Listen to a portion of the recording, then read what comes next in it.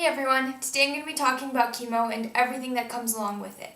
So a little background on what chemotherapy is. It is a type of therapy that usually goes in through IV fluids. It can take a couple of hours to get into your body, and this drug goes in and it basically wipes out all your cells. The cancerous cells and your regular cells. Is very hard on the body, and all the time people lose their hair.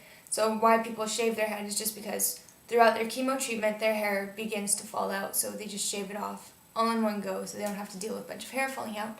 But the bad thing about chemo is it is very draining on your body.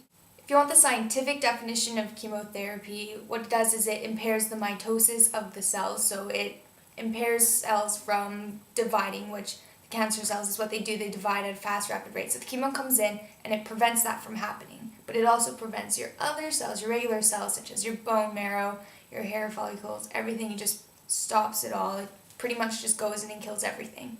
My mom has started her chemo treatment. She did her first chemo round a couple days ago, and probably the side effect that has affected her the most was her nausea. It's caused her to vomit a lot. She is losing quite a bit of weight, which I'm trying very much to fatten her up right now. So just getting her to eat a lot of high proteins, chocolate, because she needs the calories right now and the sugar. So that's what we're fighting against right now, is her fatigue and her nausea that the chemo is causing.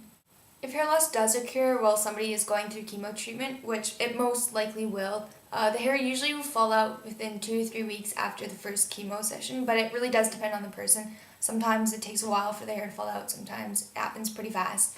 So with my mom, her hair hasn't started to fall out yet, but she has bought herself 2 wigs, which I think she's very excited to be able to wear, even though she will be losing her hair right now. She's come to terms with that though. So right now we're just focusing on how she's going to deal with it. Once the hair falls out, she wants to get her head shaved. We were going to have a head shaving party, but because of her chemo, it's not good for her to be around a lot of people right now in case they give her some kind of infection or a cold or anything.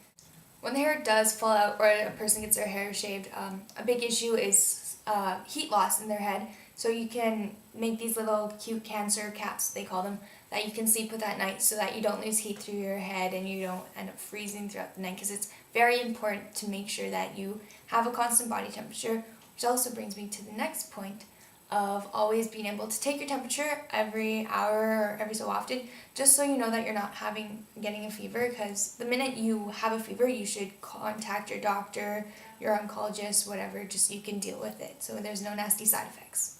With my mom's particular chemo treatment, she'll be getting the chemo every 3 weeks, so that within the 3 weeks she has time to recover, because it is so physically exhausting on the body. They don't want to start the chemo right after another session, because it'd just be too much for the body to handle all the stress.